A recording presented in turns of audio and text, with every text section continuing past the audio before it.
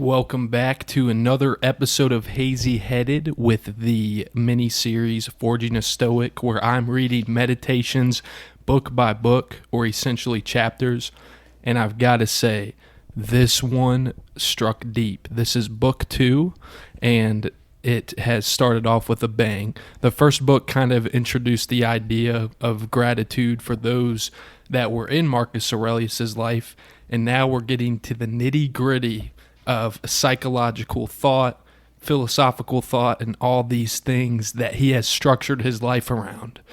And I just wanted to open up by reading an excerpt.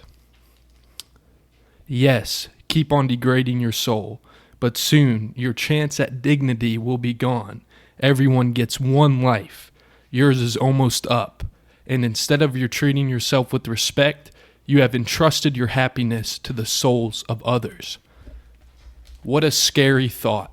This is how I used to live my life. I used to people please, and I used to pray for people to love me and respect me and all these things that truly do not matter. When you're on a mission, whether it's grandiose or even a mission to get closer with your family, anything that is connected with your soul to fight and believe in, you must go for it without the thoughts of others. Be that person that you can respect. Don't worry about anybody else. Now, you should always have good relationships with people, but in terms of perceptions of others, who cares? They could see you as the cringiest, weirdest person on the earth, but you know who you are. You have a goal, you have a mission, and if you don't have one, find one, try it. Do not wake up every day doing one task, menial task, to another. Do something that enlightens you, that brings you fire, that brings you sustenance. It's all there. It's right in front of you. So I think Marcus Aurelius I can see why this is such an amazing book in philosophical discussion, because he really was enlightened. He understands that life is to be taken with this attack. Like you only have one life, as he says.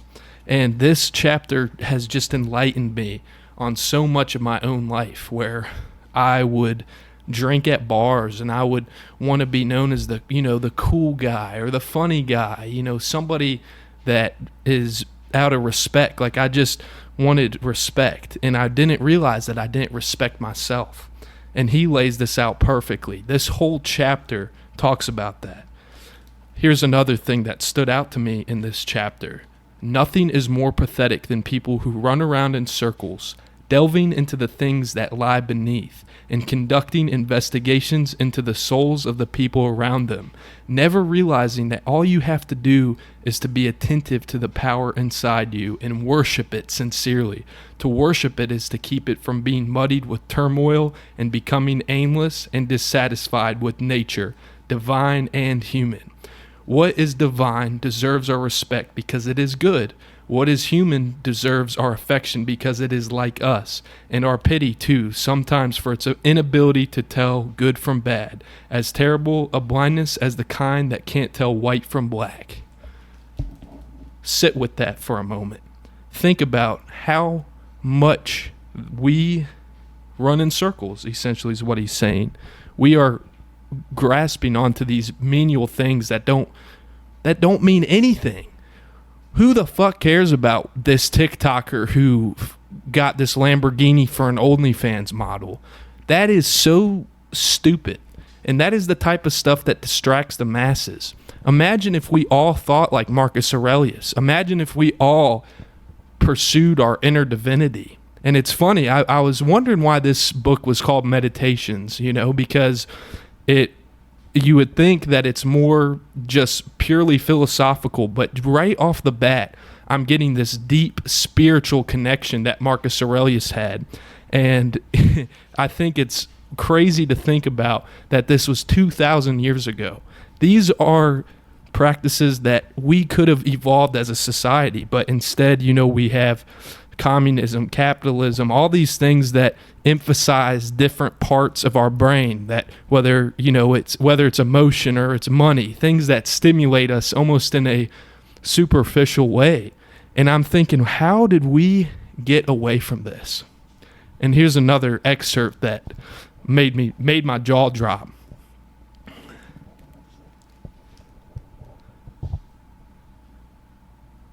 Duration, momentary. Nature, changeable. Perception, dim. Condition of body, degrading. Soul, spinning around. Fortune, unpredictable.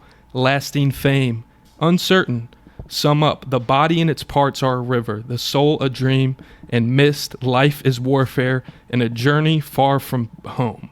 Lasting reputation is oblivion. Then what can guide us? Only philosophy. Think about that.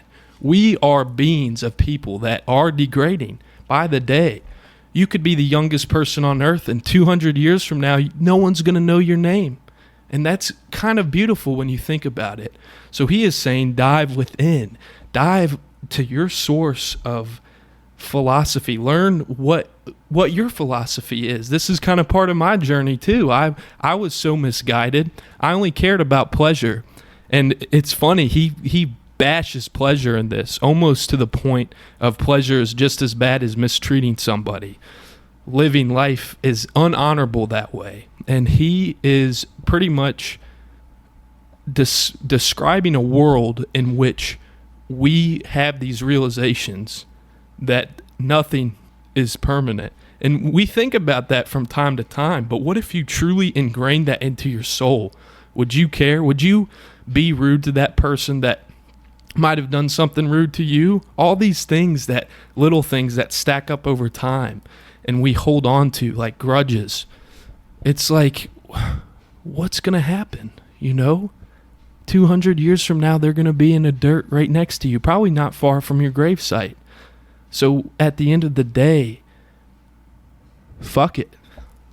Do what you love. Pursue those dreams. What is stopping you? Whether it's money, get more money. Whether it's location, change your location. Do everything you can to embrace this crazy thing that is life. Look around you. Like, it is so simple, but it's not easy. That's what I've heard multiple times. Learn more, read books, do things outside of the ordinary. People are going to judge you, and that's okay. That just means you're making more noise in your life, and that's all right. You don't have to be a conceited prick. You don't have to be someone that thinks their shit doesn't stink. Embrace failure. Fail as much as you can. That brings power to life too. You had the courage to go out there and fail. And Marcus Aurelius, my God, I do not know how I haven't looked into this further, because it is everything that I've been realizing and have come to believe. So yeah, mostly summing up this chapter, it's a lot of that focus on yourself mentality, very, very much self-belief and everything like that. There's so many excerpts. I could probably almost read this whole chapter, but I'm trying to find the highlights. But here's another one. Remember how long you've put this off. How many extensions the gods gave you, and you didn't use them. At some point, you have to recognize what world it is that you belong to, what power rules it, and from what source you spring, that there is a limit to the time assigned to you, and if you don't use it to free yourself, it will be gone and never return. Wow. Everything I just said. If you take your likeliness from other people, you're set to fail. You're going to burn down to ashes. So, do what you love. I could not emphasize that enough. Marcus is saying right here that you have this one life. People think they've programmed themselves to believe that everything is certain, that if you do this XYZ and you live this safe path of unfulfillment, you're going to figure it out. You're going to be able to save your sons and daughters $10,000 to do what they want. That is so limited thinking. This reality is beautiful. You have this, and he literally says, the gods have laid it out for you. Isn't that funny? Isn't that funny that a book of philosophy, he still is referencing gods? obviously this is Greek culture, so there's that aspect of it. You know, you might believe Christianity, Jesus Christ has died for our sins. You might be Islam, the Prophet Muhammad. But at the end of the day, how many opportunities have you been given in life? Whether you come from the dirt or you were born into wealth, there is no difference. Opportunities can be found everywhere if you are in the right mindset and you are searching for them. I think a lot of times we like to trick ourselves into believing that everything is against us, that, oh, the world just sucks. But just as Marcus says, the gods have laid it out for you. Do it, embrace it, sink your teeth into it like a golden apple. And most importantly, love everybody. Treat people with respect, but don't care about what they think. So do something today that is out of the norm, but something that you feel deep inside of you is important. Go say hello to somebody. Go share a story. Go buy a book that you've been putting off. Go start a fucking business that's going to fail. Who cares? It doesn't matter. Do it for you. And yeah, this is pretty much the best journey I've ever taken, starting from 2 months ago of this self-improvement and this gift. And I've started thinking like Mr. Aurelius here, and it's changed my life for the better. So yes, this has been book 2. I hope you've enjoyed it. Listen to more. We're going to keep going. I'm not going to stop. I'm going to do what I love, and I hope you do too. All right. Thank you for listening.